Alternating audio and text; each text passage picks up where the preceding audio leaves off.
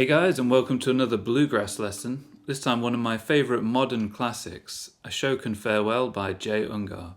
This is well known for being in the Civil War documentary by Ken Burns, which is an incredible watch on its own. But this music certainly elevates the emotion of the whole thing. It's quite striking really, and I do recommend checking out the whole series. In this lesson I'm going to take you through the melody itself and also the chord accompaniment, which we're going to have quite a bit of fun with, chucking in some extra little runs and classic bluegrass ideas. Oh, and stick around till the end for an appearance from this little cutie. This song's in the key of D and it's in a 3/4 time, so it's got that waltz kind of bounce to it, very common in folk and bluegrass music. And the melody starts with this.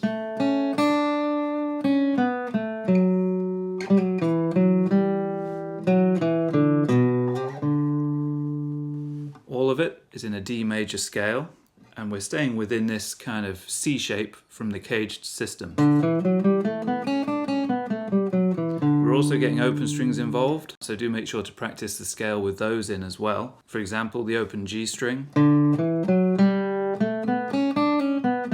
or the open D string, of course. It makes all these trills and tricks all that much easier to do. I do have a standalone lesson on that kind of chordal playing using open position ideas, so do check that out. I'll link to it in the description. Notice throughout this piece how much there's a focus on landing chord tones to make this melody really strong. For example, with those first few phrases on a D chord, focusing on the fifth and the root, and then coming down to the major third when the chord shifts to a D7. And then it goes to a G chord, and we target the root, before climbing down and going to the fifth of the E minor chord. It can be nice just to try and see those things within simple chord structures to help really focus in on the melody and what's really happening. There's a D chord, D7, G, E minor. I think if you can learn to associate the melody strongly with the chords in that kind of way, it makes it very hard to forget how these songs go. You know, you'll be able to play these songs forever if you learn them on that level. Now let's take the next 4 bars of the melody. Over a D chord, then a B minor, then a G, then A7. So let's see what's going on. A D major arpeggio. Sliding along the B string with the pinky finger, and then using the open G, before bouncing back to that B string 7th fret, before bending towards the root note of the G chord that we're currently on at that point. And then A7 comes along and we grab this note. I just like to visualize simple structures like triads to try and see how these things relate. And then a bit of enclosure, a bit of decoration around the major third of that A chord. And then resolving to the root of the D chord in the next bar. Also notice how we use quite a bit of ornamentation here, and this stuff is totally open for interpretation. You can do as much or as little of it as you like. You know, simple things like instead of playing, you can hammer onto that note from the note a scale degree below it. Just make sure you're staying true to the home scale of D major. Here, instead of going, we put in a little extra bit of decoration, again using notes from the D major scale. And then here we're using a slide just to help make things sound a little more expressive, sliding along to that note. There's a lot of that kind of stuff in folky and bluegrass playing, you know, trills, just to help decorate things in a really elegant, beautiful way. As with all of my lessons, the materials that accompany this are pretty huge. You know, not only do you get the melody and the chords written out in tab and notation in Guitar Pro and PDF formats, but you'll also get my backing track and my actual audio recording as a reference point too. I've even gone as far as to include finger numbers in with the tab and the chords. I like to do these things properly. Okay, now we go back to basically the first phrase again, but instead of playing it in this position, we're up here. All the same notes. Here we're gonna again do a bit of decoration. That slide over the E minor chord again. The D major arpeggio. Sliding along the B string with the pinky, but then straight up this A major triad over the A7 chord. Then resolving to the D then we're about to get into the B section, where we're staying on a D chord, but we're going to move up to this position. Again, visualize this simple triad, you know, a root position major triad on string set 2. All of that's over a D chord, then the D7 over F sharp. So we're hearing this, then transition to a G chord. Mostly from the major triad, right? And then sliding up to the major third of the G chord. Back to the D chord. Moving down through the D major scale along one string, and again putting some expression in there with something as simple as a slide, and then sliding to the B minor root over that chord, and then to the A root. Very simply just following the root notes of the chords there, and then that same A note one octave higher. That's a beautiful run, right? If I take that from the beginning of the B section, 1, 2, 3, 1, 2, 3, 1, 2, 3, 1, 2, 3, 1, 2, 3, 1, 2, 3, 1, 2, 3, and 1, 2. And then for the next part, we make our way to a D major triad and climb the triad. You could do this in a few different locations. I like to keep it in this zone so I can then slide along to that next note for the impact of that flattened 7, or in this case actually it's the root of the C chord that hits there. That's the really strong emotional part of the tune. That C chord comes out of nowhere and gives you this real deep melody, beautiful change. I like to think of it as the flat 7 of the D chord, but instead of simply playing the flat 7, we actually harmonise it completely with its matching chord, you know, a C major. Works a real treat, sounds great. So we play, then we hang on to that note for a whole bar, really let it sing, and then we're back to a G chord. Here's your major third, there's your 5th, then to a D chord, the 5th, and the major third. And again, things like this hammer-on, remember those are optional extras and you can do as much or as little of that stuff as you like. Always just make sure if you do want to do it, that the note you're coming in from makes some kind of musical sense. In this case it's part of your D major scale, right? It's the 2nd degree, hammering onto the major third. The melody note is the major third, so that 2nd degree is just a very quick little grace note. And then we're back to a D major triad through 2 octaves, right? That's the 5th, the root, the 3rd, the 5th and the root again. And then we go to the A7 chord and play this closing melody. Again, most of that is going to relate very strongly to the notes or the chord tones of an A7 or even simply an A major chord. There's your 5th, there's your major third, and then resolving to the root note of the D chord. Okay, so that's the melody done, really. In my performance, I just then went round the whole thing again with a little bit more freedom and maybe relaxing the timing and changing the phrasing a little bit here and there, maybe a few more bits of ornamentation. But do what you like with that. You know, you can play it the same way twice, that's fine. Now, when it comes time to practice this stuff, like I always say, you've got to do it with a metronome. So I'm going to do that here for you. I'm going to play through that whole melody. And this is at the slightly slower tempo of 90 beats per minute, in 3/4 time, of course. Here we go. It helps to give it context. Brings things to life when you lock it to a grid and give it the pulse that it needs. Okay, 1, 2, 3, 1, 2.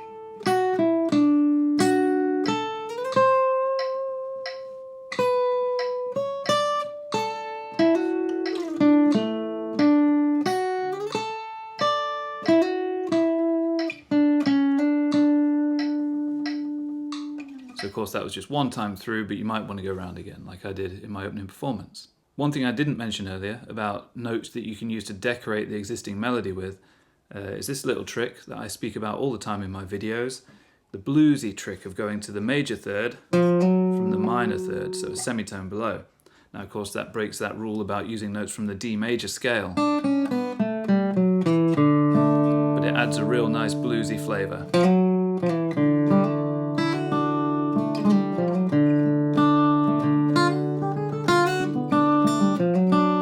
It makes things immediately sound more authentically bluegrass.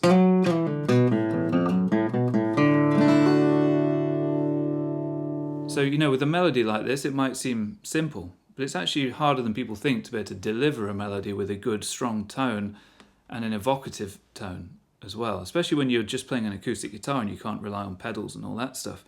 A lot of it's going to come down to your picking ability and how good you are at things like rest strokes to give a bit more muscle to the notes so that it doesn't sound too thin. You want to maybe use a subtle rest stroke on some of these notes.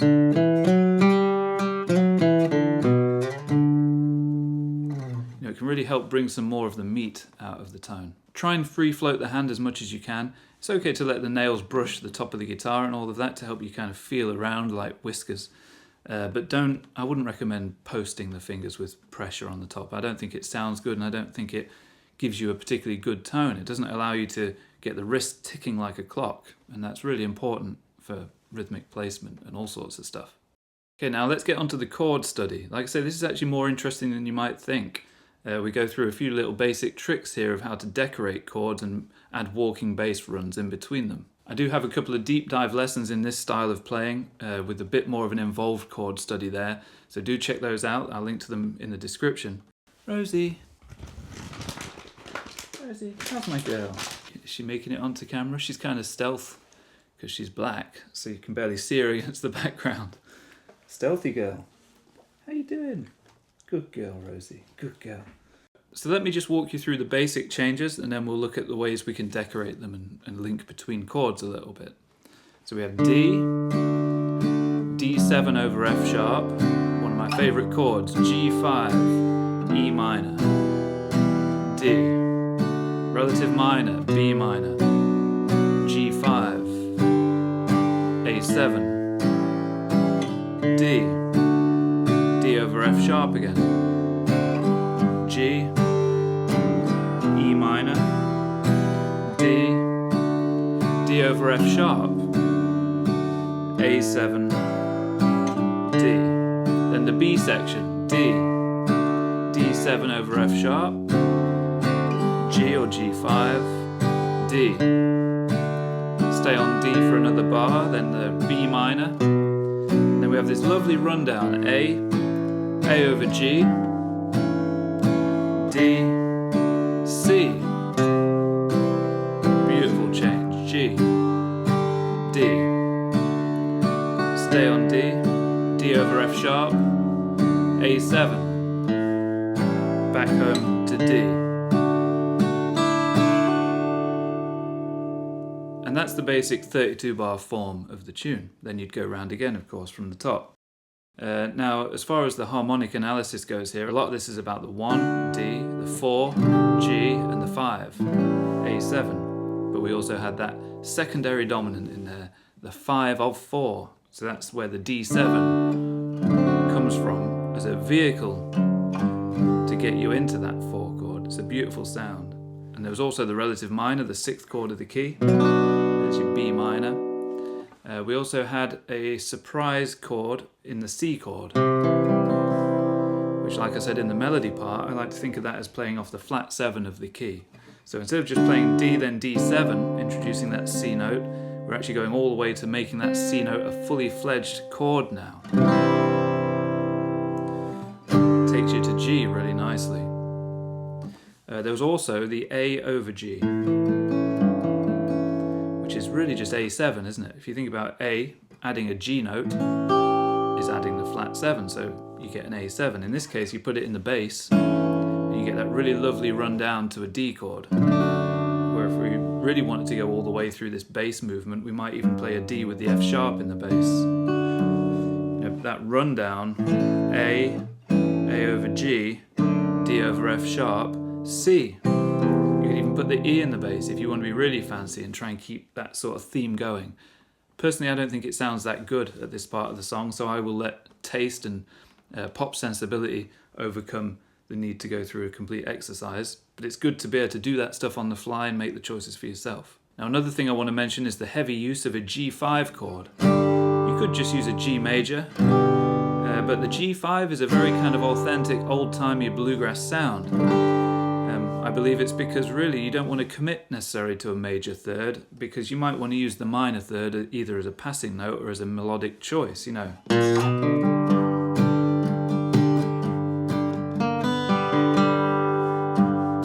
That kind of sound.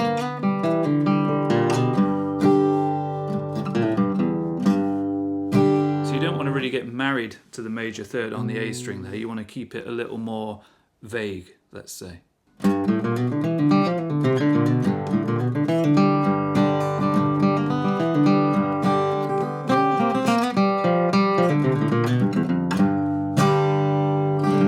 Now onto some of the bass runs that we can connect these chords with. A really nice one is to walk from a D to the D7 over F sharp through the bass. E, F sharp, E, F, F sharp.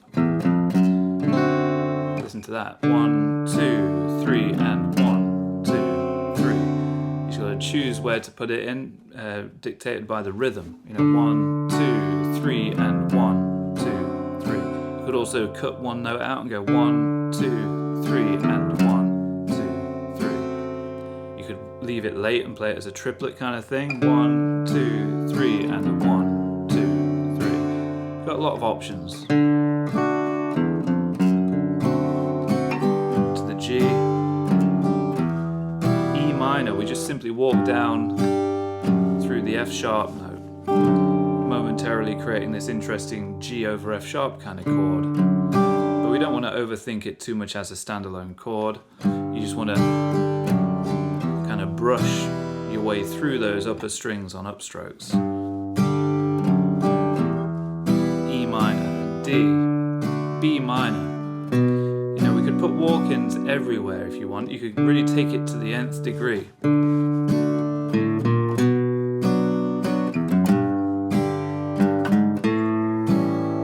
can kind of overdo it very easily. Try and be tasteful with it. G, walking chromatically to the A note if you like. G, G sharp, A. D, walking to that D7 over F sharp again. G, down to the E minor, D, D over F sharp. You could walk along that bass string again to get to the A, and then back to D. And then for the bridge, D, D7 over F sharp, G, back to D. You might want to even add a little bit of sus4. Or sus2, or hammering on from the 4 to the 5 on the G string, so the open G. And then B minor, A over G, D, C. You can walk up to that. Now on that C chord, to make it really land, you've got two choices basically. You either keep the rhythm going and walk into it, or you can just let it hang. You know, I like to do that kind of thing maybe on the second pass through and really let it breathe. Stay focused in on your lead player, even if that's yourself.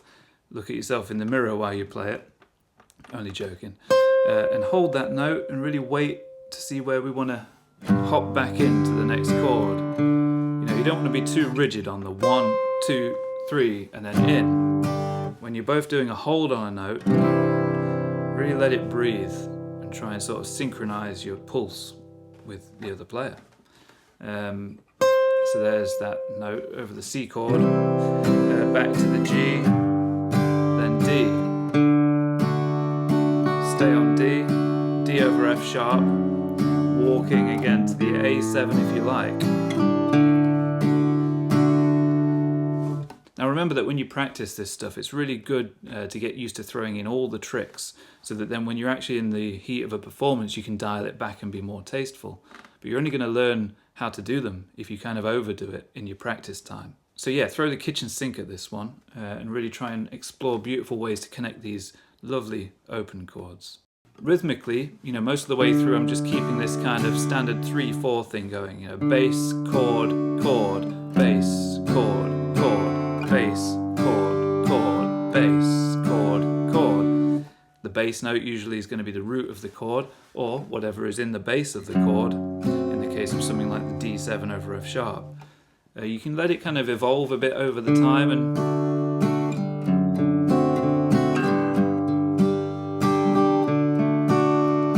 fill in some more of those little eighth notes in between, 1 and 2 and 3, 1 and 2 and 3, that kind of thing.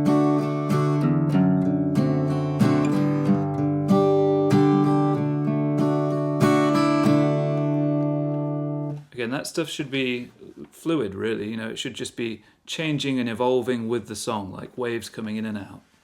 Okay, so a pretty short and sweet lesson, but a really beautiful piece to learn.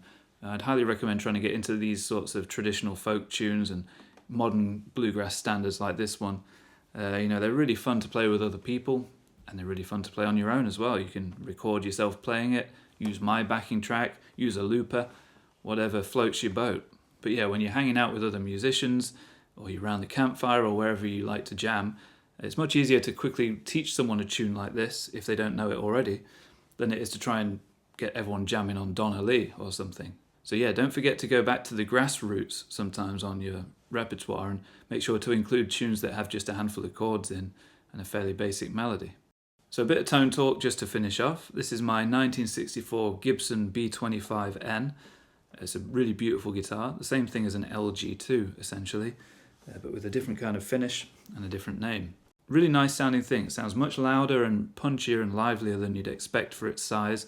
The strings are just your industry standard D'Addario EJ16s, so they're 12 gauge phosphor bronze, and they suit this guitar really well. The pick I was using, haha, no surprises here, was a Blue Chip Picks STP 45.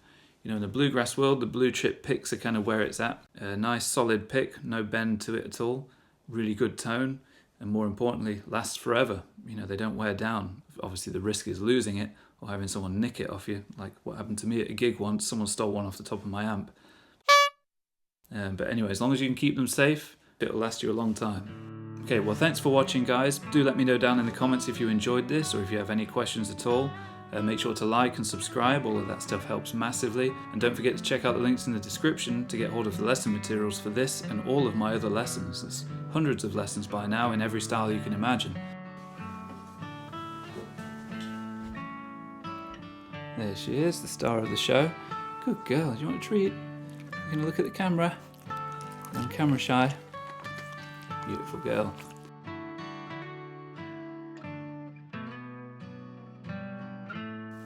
Good girl. She's 1 year old now, and she's doing really well. She's a beauty. Good girl, Rosie. Looking at the camera. There we go. She's a bit sleepy. Been for a long walk today. Good girl. What a beauty.